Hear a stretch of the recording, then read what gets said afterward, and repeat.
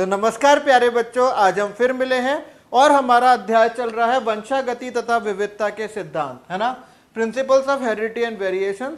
और पिछली कक्षा में हमने शुरू किया था वंशावली विश्लेषण।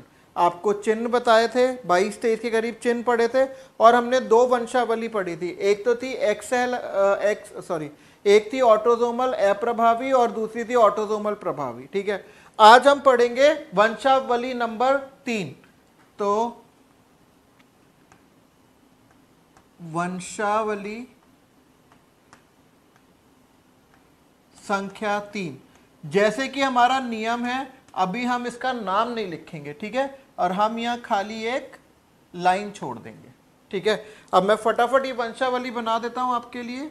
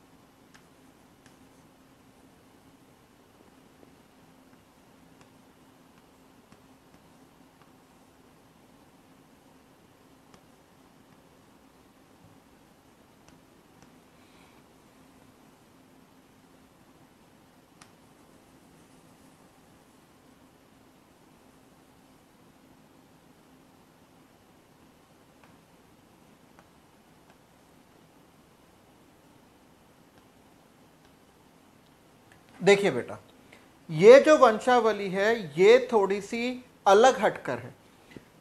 यहां पर लिखो पहचान लक्षण, लिखिए पहचान लक्षण, मादा और नर दोनों रोगी हैं। ठीक है, लड़के लड़कियां सभी रोगी हैं। अब देखो दूसरा लिखो, यदि माता रोगी है, ये माता रोगी है तो इसकी सारी संतानें रोगी हैं। ये लड़की भी रोगी, ये लड़का भी रोगी, ये लड़की भी रोगी। ठीक है, अगर माता रोगी है तो इसके दोनों बच्चे रोगी। अगर माता रोगी है इसके दोनों बच्चे रोगी। अगर माता रोगी है इसका एक ही बच्चा है, ये रोगी। अगर माता रोगी है तो इसके जो 3 बच्चे हैं तीनों रोगी। लेकिन अगर पिता रोगी है, अगला लक्षण, तो कोई संतान रोगी नहीं है। देखो पिता से ये भी रोगी नहीं है, ये भी नहीं है। ठीक है, ये पिता रोगी है लेकिन इसके दोनों बच्चे रोगी नहीं है, और ये माता रोगी नहीं है तो कोई भी बच्चा रोगी नहीं है। तो इसका मतलब ये जो लक्षण हैं ये सिर्फ माता से अपनी सभी संतानों में जाते हैं। इस माता से सब संतानों में गए, इस माता से सब संतानों में गए, इस माता से सब संतानों में गए, इस माता से सब में, इस माता से सब में। पिता रोगी हो सकता है लेकिन उसकी संतानें रोगी नहीं होती। इसका मतलब ये वंशावली क्या दर्शाती है? ये दर्शाती है कोशिका द्रव्यक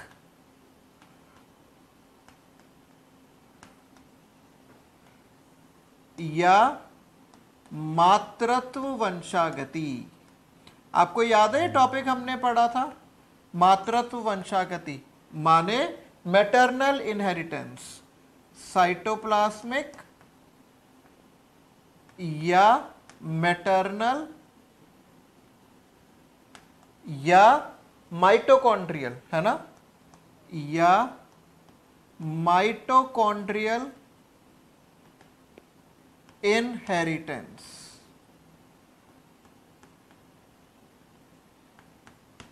बोलिए बेटे, है ना, समझ में आ रहा है? जल्दी बोलो, ये तो बड़ा अच्छा है। तो ये थोड़ी सी अलग हटकर है, तो ये आप जितना प्रैक्टिस करोगे, जितना अभ्यास करोगे, उतना ही आपकी बिल्कुल पक्की हो जाएगी। इसमें भरने के लिए कुछ नहीं आता, बस इसको पहचानने के लिए आता है। अब आते हैं हम वंशावली संख्या 4 पर।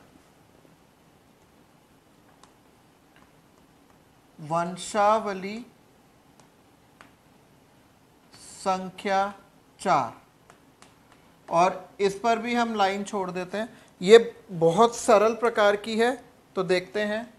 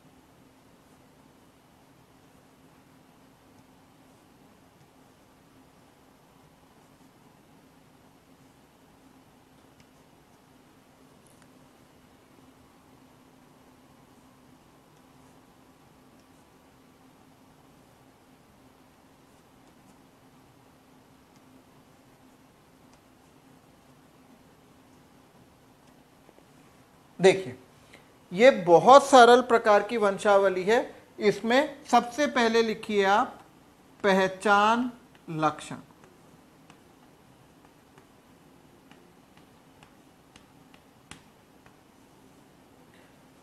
पहचान लक्षण सबसे पहला लिखिए, केवल नर ही रोगी है। देखो, केवल क्या है? नर ही रोगी है। नंबर 1, केवल नर ही रोगी हैं। लक्षणों का स्थानांतरण केवल पिता से पुत्र व उससे पौत्र में होता है। ठीक है। नंबर 3, इन लक्षणों के लिए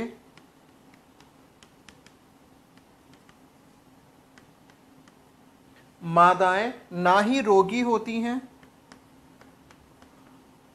मादाएं ना ही रोगी होती हैं व ना ही वाहक होती हैं। तो ऐसे लक्षण कैसे होते हैं? ऐसे लक्षण होते हैं, देखिए, वाई सहलग्न वंशागति। इसमें जो डब्बे होते हैं, देखिए बेटा, अगर डब्बा ऐसे बना हुआ है तो इसका मतलब है एक्स वाई। अगर ये खाली बना हुआ है तो इसका मतलब है एक्स एक्स। और अगर बना हुआ है ऐसे और इसमें रंग भरा हुआ है तो ये होता है एक्स वाई डैश। तो इसमें कोई विकल्प तो है नहीं, तो ये तो बड़ा बड़ा सरल हो गया आपके लिए। ठीक है, तो आपको क्या करना पड़ेगा, बस आपको यहां पर लिखना पड़ेगा X x, x Y dash, X Y dash, X x, x x, x Y, x Y, x Y, x x, x Y dash, X Y dash, X x, x x, x Y dash, X Y dash, X x, x Y dash, X x, x x, x Y, x Y, x x, x X और X Y. ये है Y संलग्न वंशागति, या इसको एक और नाम से जानते हैं होलेंड्रिक वंशागति। क्या कहते हैं, होलेंड्रिक वंशागति। ये मैंने आपको बताया है।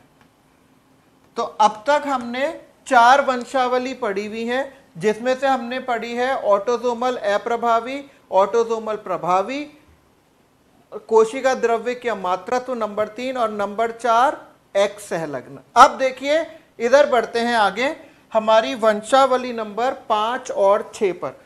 उसको मैं आपको आमने सामने पढ़ाऊंगा, और ये थोड़ी सी आपको दिमाग काफी लगाना पड़ेगा। ठीक है, तो देखते हैं वंशावली संख्या 5।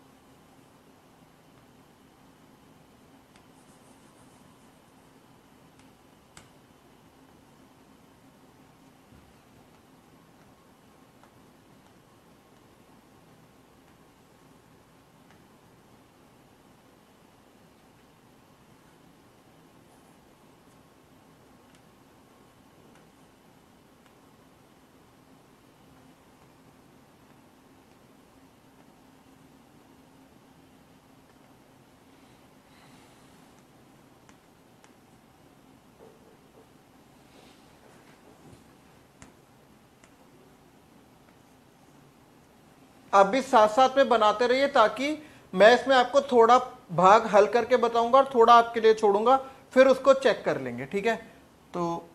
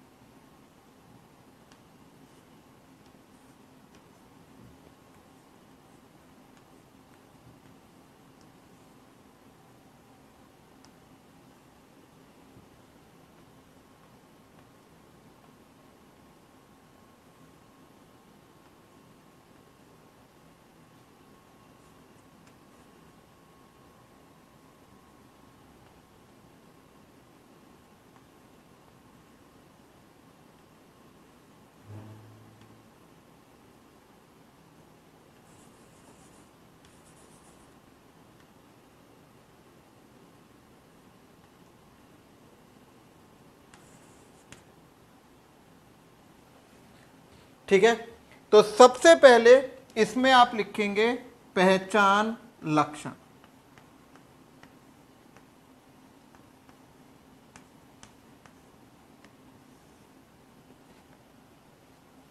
ठीक है, पहचान लक्षण क्या है? सबसे पहला, नर भी रोगी मादा भी रोगी, नर भी रोगी मादा भी रोगी। ठीक है, तो दोनों लिंग के जीव रोगी हो सकते हैं, पहला।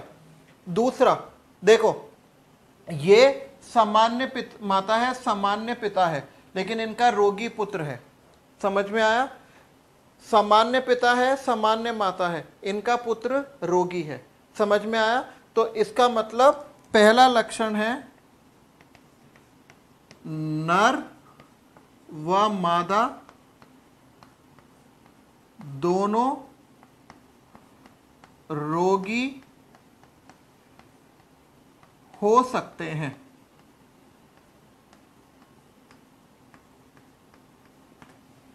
ठीक है, दूसरा पॉइंट है सामान्य जनकों की रोगी संतानें हो सकती हैं। यही तो देखा आपने, माता पिता सामान्य, पुत्र रोगी, माता पिता सामान्य, पुत्र रोगी, हाँ या ना? ठीक है, अब तीसरी चीज देखो, पिता रोगी, पुत्री रोगी, पुत्री का पुत्र रोगी, पुत्र की पुत्री रोगी। ठीक है, ठीक है, इसका मतलब क्रिस क्रॉस वंशागति स्पष्ट है। क्रिस क्रॉस वंशागति स्पष्ट दिखाई देती है। अच्छा, ऊपर के जो दोनों लक्षण हैं ये आपने किस में पढ़े थे? जो हमने पिछली कक्षा में पहली वंशावली पर पढ़ाई थी, और वो कौन सी पढ़ाई थी? ऑटोसोमल अप्रभावी। तो इसका मतलब ये लक्षण तो अप्रभावी के हैं, लेकिन क्रिस क्रॉस आने से ये कैसी हो गई? लिंग सहलग्न, माने एक्स सहलग्न। तो ये वंशावली कैसी है? ये है एक्स सहलग्न या लिंग सहलग्न अप्रभावी, लिंग सहलग्न अप्रभावी वंशावली, माने x linked recessive, x linked recessive pedigree. तो इसमें डब्बे देख लेते हैं। देखिए, इसमें अगर है ऐसा तो एक्स लिंग अप्रभावी में रोगी स्त्री तभी होगी जब होगा एक्स डैश एक्स डैश, और पुरुष जो है वो रोगी तभी होगा जब होगा एक्स डैश वाई, और एक पुरुष सामान्य तभी होगा जब वो होगा एक्स वाई। और अगर ये खाली जो गोला है ये मादा है, ये ऐसे भी हो सकती है या एक्स डैश एक्स भी हो सकती है, माने सामान्य भी हो सकती है या वाहक भी होती है। और वाहक का क्या मतलब है? समलक्षणी रूप से सामान्य। याद आ गया? तो ये तीनों का तो एक एक ही विकल्प है, तो फटाफट ये तीनों भर लेते हैं। ये है एक्स वाई, ये भी है एक्स वाई, ये भी है एक्स वाई, ये है एक्स डैश एक्स डैश, ये है एक्स डैश वाई, ये है एक्स डैश वाई, ये है एक्स डैश वाई, ये है एक्स डैश वाई, ये है एक्स डैश एक्स डैश, ये है एक्स वाई, ये है X dash Y, x dash X dash X dash X dash. समझ में आ रहा है? एक एक विकल्प वाले तो आप भर सकते हो, X dash Y, x Y, x Y. अब खाली बचे हैं ये गोले, तो मैं आपको यहां तक गोले भर के बताऊंगा, ये गोले आपको खुद से भरने हैं, ठीक है। तो चलिए, ये आप देखिए, ये सारे हैं एक्स वाई, इनमें अभी तक रोग नहीं है। अब ऊपर से चलते हैं, ये है एक्स डैश वाई है, लेकिन ये वाली जो पुत्री है इसमें या तो एक्स एक्स आना चाहिए या एक्स डैश वाई आना चाहिए। इस लड़की का ये बेटा है, इसके पास एक डैश है और ये रोगी हो गया, तो इसका मतलब ये जो एक्स डैश आया है वो यहां से आया है, तो ये हो गई एक्स डैश एक्स, ठीक है।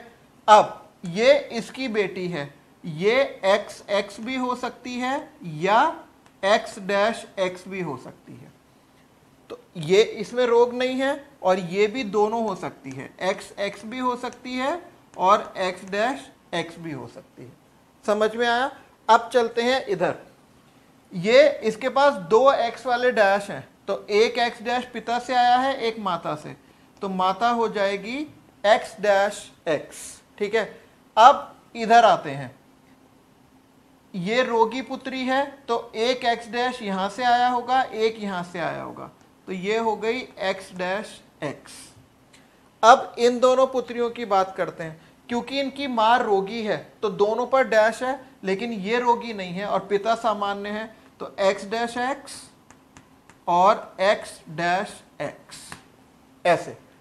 अब आप वीडियो पॉज कर लो, वीडियो को रोक लो और ये अपने आप भरो, जितने भी ये रह गए 1 2 3 4, ये आप अपने आप भरिए, ठीक है। फिर करने के बाद दोबारा से खोल लीजिएगा। अब आप अपने वीडियो को खोलिए और देखिए, ये जो है ये आते हैं, ये जो लड़की है ये कैसी थी, ये थी एक्स डैश एक्स डैश, तो इसका एक पुत्र रोगी हो गया। अब ये जो पुत्री है इस पर एक एक्स डैश तो माता के शरीर से आएगा ही आएगा ना, तो ये हो जाएगी एक्स डैश एक्स, और ये जो होगी इसका पुत्र रोगी है, तो ये एक्स डैश एक्स भी हो सकती है या एक्स एक्स भी हो सकती है, क्योंकि एक्स डैश एक्स भी हो सकती है और एक्स एक्स भी हो सकती है। ये वास्तव में कैसे होगी, ये कैसे पता चलेगा, ये इसकी संतानों से पता चलेगा। समझ में आ रहा है?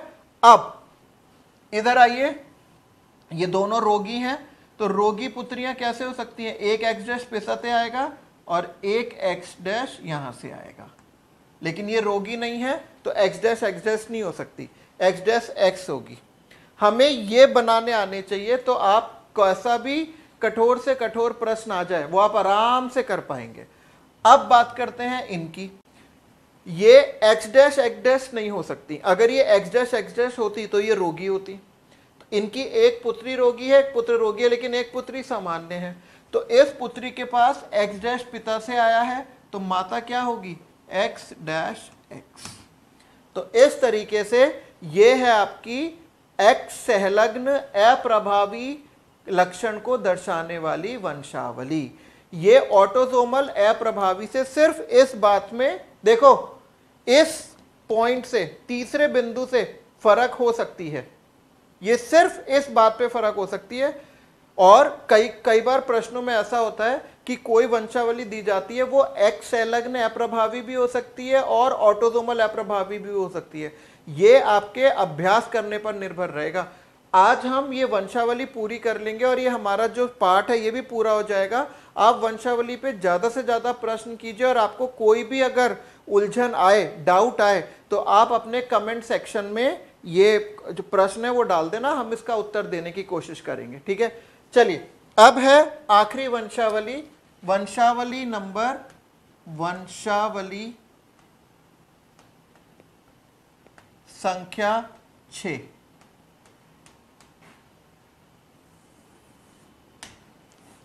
ठीक है, और ये वंशावली कैसी है देखिए,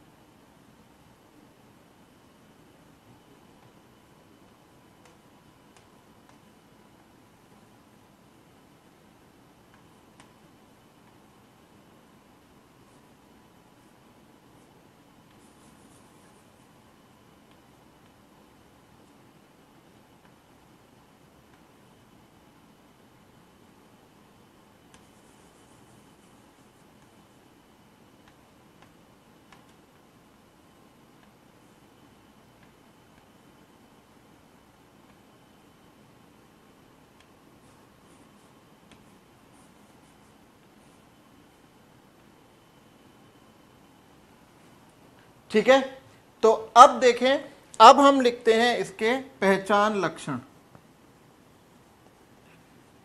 पहचान लक्षण, पहला लक्षण है नर और मादा दोनों के दोनों रोगी होते हैं। ठीक है, तो पहला, नर व मादा दोनों रोगी। आप अपने आप लिख लीजिएगा, दोनों रोगी हो सकते हैं। हमने दोनों रोगी लिख दिया। अब देखिए, इसमें सामान्य जनकों की रोगी संतानें नहीं होती। ये सामान्य जनक है, इनके दोनों बच्चे सामान्य हैं। ये सामान्य जनक है, दोनों बच्चे सामान्य हैं। रोगी बच्चा जो है उसका एक जनक, रोगी बच्चा जो है कम से कम एक जनक, रोगी बच्चा जो है कम से कम एक जनक रोगी होना चाहिए। तो इसमें दूसरा बिंदु है सामान्य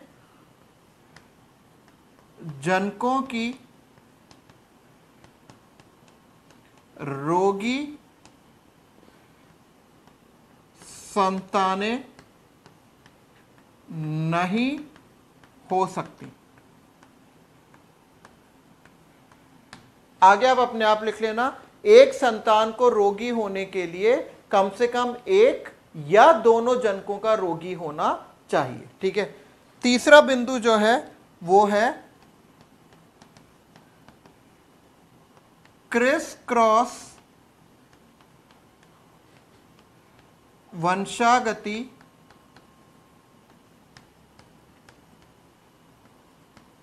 देखी जाती है।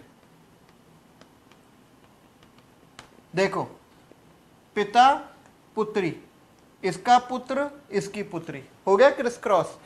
पिता पुत्री, पुत्री का पुत्र और पुत्र की पुत्री, तो क्रिस क्रॉस देखी जा रही है। और ये जो दो लक्षण हैं ये प्रभावी जीन के हैं, लेकिन क्रिस क्रॉस वंशागति तो एक्स संलग्न के लिए होती है। तो ये वंशावली कैसे हो गई?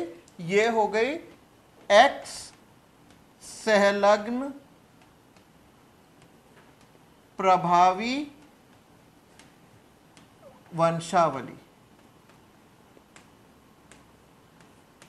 माने एक्स लिंक्ड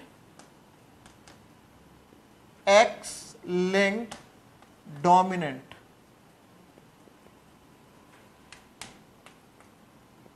पेडिग्री। अभी मैं एक्स लिंक, अप्रभावी और प्रभावी में आपको अंतर करके बताऊंगा, कैसे देखकर आप पता लगाते हो। फिलहाल एक्स लिंक प्रभावी है, तो एक्स लिंक प्रभावी का मतलब है कि यदि ये होगा तो ये होगी सामान्य महिला एक्स एक्स, अगर ये खाली डब्बा होगा ये होगा एक्स वाई सामान्य। अगर है ऐसा, आपको पता है प्रभावी युग्म विकल्पी क्या होता है? जो सम युग्मजी और विषम युग्मजी दोनों अवस्थाओं में प्रकट होए। तो अगर लिखा है ये ऐसे, तो ये हो सकता है या तो x डैश x क्योंकि प्रभावी है, या ये हो सकता है x डैश x डैश। और अगर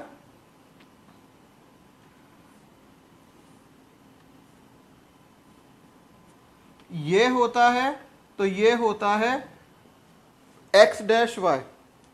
तो आपके पास ये रंग भरा हुआ जो गोला है इसके ही दो विकल्प हैं, बाकी सबके एक एक विकल्प हैं। तो जिसका एक ही विकल्प है वो पहले भर लेते हैं, x Y x dash Y x x x Y x Y x dash Y x Y x Y x x x x x x x x x x x Y x Y x dash Y x Y x x x dash Y x y. ठीक है, अब हमारे पास सिर्फ रह गए ये रंग भरे हुए वृत्ताकार संरचनाएं, मतलब मादाएं, रोगी मादाएं। अब देखिए, ये मादा रोगी है तो इसके पास एक एक्स माता से आएगा, एक पिता से आएगा, क्योंकि माता के पास रोग है ही नहीं, तो तो ये वाली हो जाएगी आपकी x डैश x, क्योंकि ये x पिता से आया है और माता के किसी x पे डैश है ही नहीं, ध्यान से देखना, ठीक है। फिर इसकी बात करते हैं, इसके जो पिता हैं, इसके पिता जो हैं वो हैं x डैश y। तो इस लड़की के पास मां से जो x आएगा वो सामान्य आएगा, लेकिन पिता से जो आएगा वो डैश वाला आएगा, तो ये भी x डैश x हो गई, ठीक है। अब आते हैं इस परिवार में, यहां तो आपके सारे भरे हुए हैं, ठीक है। अब आप अपने वीडियो को रोक दीजिए, पॉज कर दीजिए, मतलब कर दीजिएगा, और ये भरिए, ये ठीक है, ये भरिए, फिर 2 मिनट में हम खोलते हैं। आप अपने वीडियो को खोल के देखिए, ये जो है ये रोगी है, लेकिन इसकी माता रोगी नहीं है, तो माता से एक x समान आ गया, रोग का x किससे आया, पिता से, x डैश। अब बात करते हैं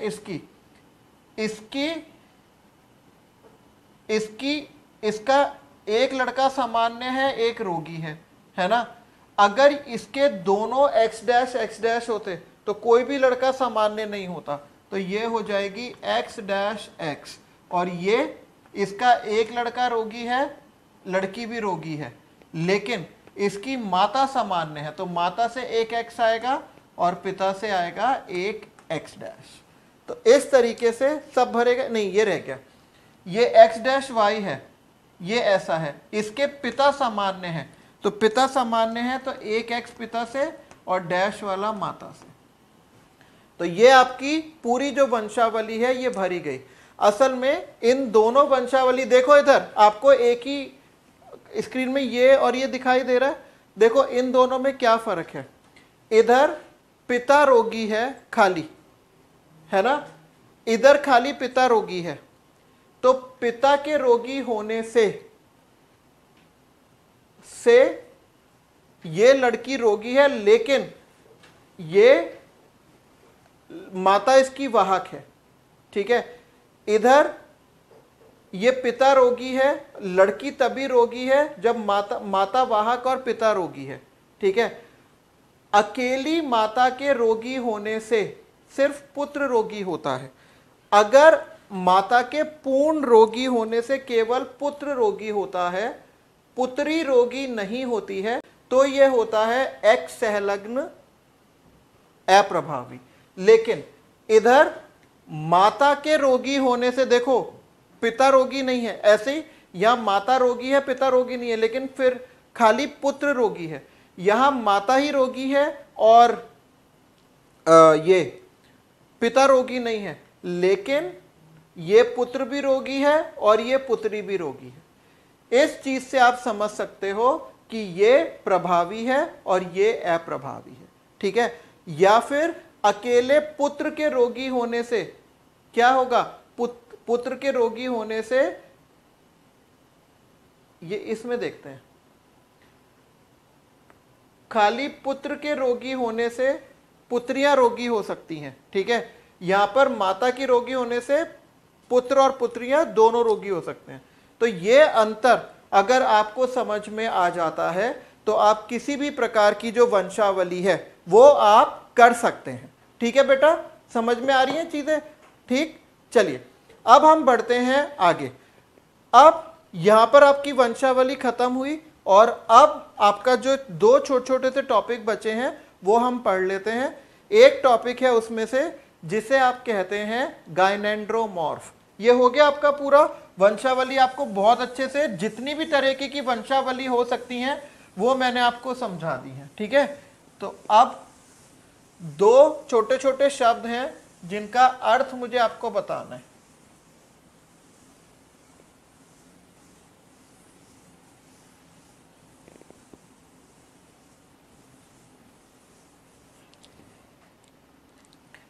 पहला शब्द है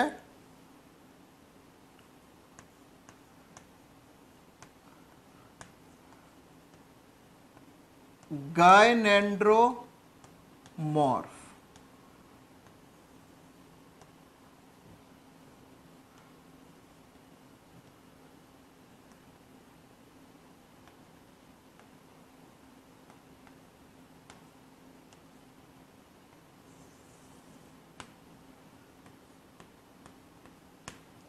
क्या है गायनेंड्रोमॉर्फ। गायनेंड्रोमॉर्फ क्या होता है, आप अगर धर्म से हिंदू हैं तो आप शिव जी और पार्वती जी की पूजा करते हैं, है ना। तो आपने ऐसे बड़े कैलेंडर देखे होंगे जिसमें से आधे शरीर में शिव जी होते हैं और बाकी आधे शरीर में पार्वती जी होते हैं, और उस हमारे आध्यात्मिक देवी देवता का नाम होता है अर्धनारीश्वर, है ना। आधा शरीर शिव जी का, आधा शरीर पार्वती जी का, है ना। समझ में आया। तो ऐसा ही शरीर को ड्रोसोफिला में गायनेंड्रोमॉर्फ कहते हैं। क्या कहते हैं, गायनेंड्रोमॉर्फ। और ये कैसा होता है, ये इस तरीके का होता है।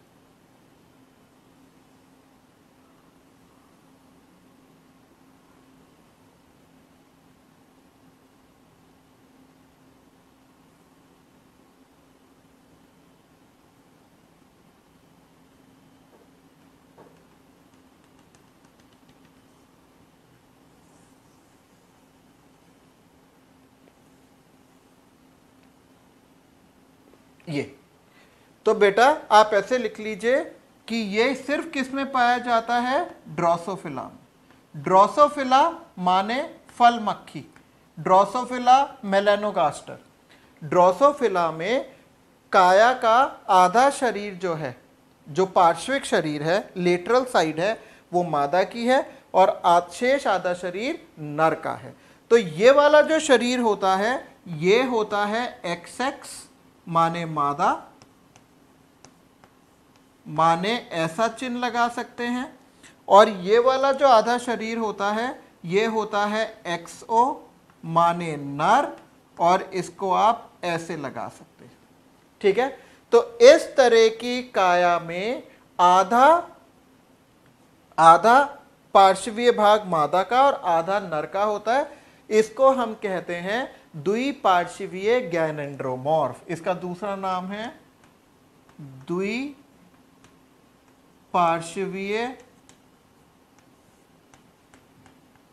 गायनेंड्रोमॉर्फ,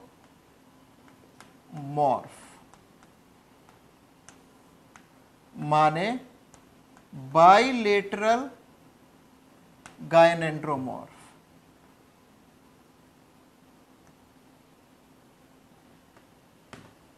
ठीक है, ये फल मक्खी में पाया जाता है। और इसका कारण क्या होता है, कारण मैं आपको यहां लिख देता हूं।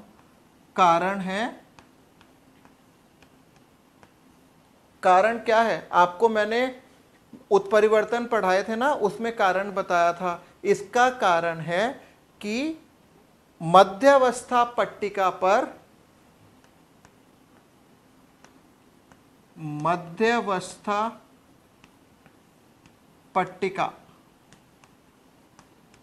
माने मेटाफेज प्लेट, ये आपको अच्छे से पता है, ठीक है। जो तर्कु उपकरण होता है उसके बीचों बीच की जो ये होती है मध्यावस्था पट्टिका पर युग्मनज के प्रथम विदलन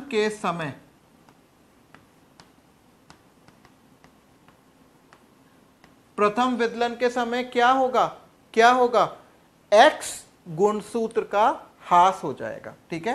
के समय X गुणसूत्र का ह्रास, लॉस ऑफ 1 X क्रोमोसोम। यहां पर पूरा का पूरा X इधर आ जाएगा और इधर एक भी नहीं जाएगा। तो जो आधा हिस्सा है वो मादा बन जाएगा और आधा हिस्सा नर बन जाएगा। गायनेंड्रोमॉर्फ का बनना इस बात का सबूत भी है कि ड्रोसोफिला में लिंग निर्धारण के लिए Y गुणसूत्र के कोई भी योगदान नहीं होता है। अगर 2 X होते हैं तो वो मादा होती है और 1 X होता है तो वो नर हो जाता है। ये हमने जीन संतुलन सिद्धांत पढ़ा था, पता है, X/A अनुपात, X/A रेशो, जिससे ड्रोसोफिला में लिंग का निर्धारण होता है। तो यही दो चीज मुझे आपको बतानी थी, ये पूछी जाती हैं। इसी के साथ हमने ये जो पाठ है, आपका अध्याय है वंशागति तथा विविधता के सिद्धांत, आज हमने ये समाप्त कर लिए हैं, ठीक है। तो बेटा अच्छे से पढ़िए और इस पाठ में जितनी भी आपको परेशानियां आए आप नीचे कमेंट बॉक्स में अपना जो प्रश्न है वो टाइप कर दें, अंग्रेजी या हिंदी दोनों में, हम आपको इसका उत्तर देंगे, ठीक है। और अगर आप चाहते हैं फ़ोन पर आपको उत्तर दिया जाए तो आप अपना फ़ोन नंबर लिखकर छोड़ सकते हैं, फिर आपको हम वहाँ पर फ़ोन करके इसको समझा देंगे, ठीक है। तो आज के लिए इतना ही बेटा, कल से हम नया पार्ट शुरू करेंगे, क्या, वंशागति का आणविक सिद्धांत, मॉलिक्यूलर बेसिस ऑफ इनहेरिटेंस। तो तब तक के लिए पढ़ते रहिए और आपके नीट के चयन के लिए बहुत कठोर परिश्रम कीजिए। इसी के साथ आपका दिन शुभ रहे। धन्यवाद।